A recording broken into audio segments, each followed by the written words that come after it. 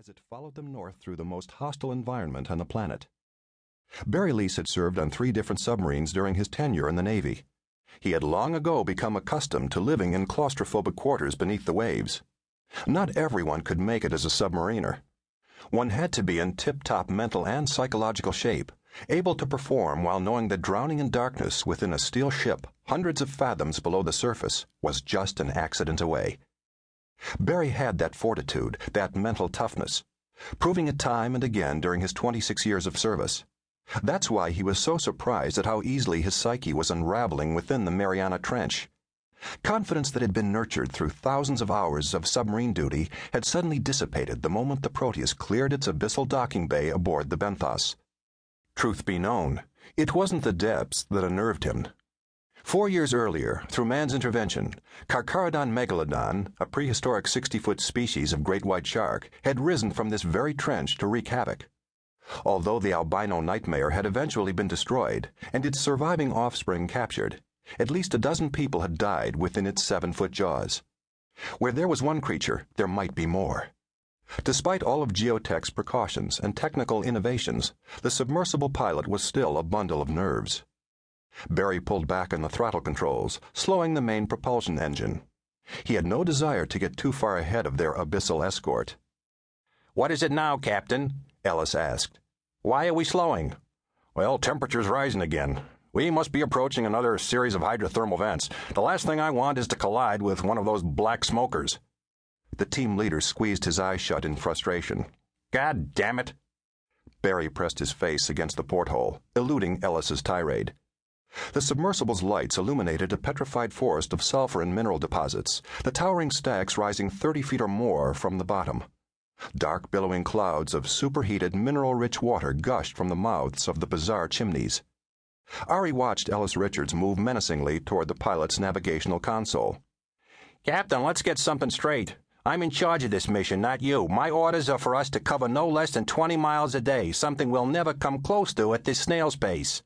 "Well, better safe than sorry, Mr. Richards. I don't want to get too far ahead of the Benthos, at least not until I get a feel for this sub." "A feel for... I thought you were an experienced pilot." "I am," Barry said. "That's why I'm slowing down." Linda looked up from her porthole. "Exactly how far ahead of the Benthos are we, Captain?" "Just over 6 kilometers." 6 kilometers? That's all? Benedict Singer's going to flip." Ellis Richards looked like he was about to have an aneurysm. "Look, Captain, the Prometheus and Epimetheus are expected to arrive topside early next week. Neither submersible can even begin its work until we complete ours." "I know that." "Well, you should. GTI's paying you a king's ransom to pilot the Proteus. We can't keep waiting for the Benthos to play catch-up every time we go out.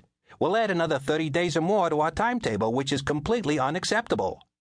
"So is dying, Mr. Richards. My job is to keep us alive in this hellhole, not take chances so you can earn your bonus for coming in ahead of schedule." The team leader stared at him. "You're scared, aren't you, Captain?" "Ellis." "No, Linda, I'm right." Ari watched the dynamics unfold. In the few weeks he had been in the abyss, the Mossad agent had observed Ellis Richards to be an obstinate man who preferred the use of bully tactics rather than concede he might be wrong. Though mankind knew more about distant galaxies than about the Marianas Trench, Richards proclaimed himself an expert on the abyss, somehow knowing everything from its hidden geology to its mysterious life forms.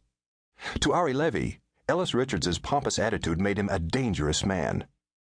Captain Leese glared back at Ellis. "I have a healthy dose of fear inside me, if that's what you mean.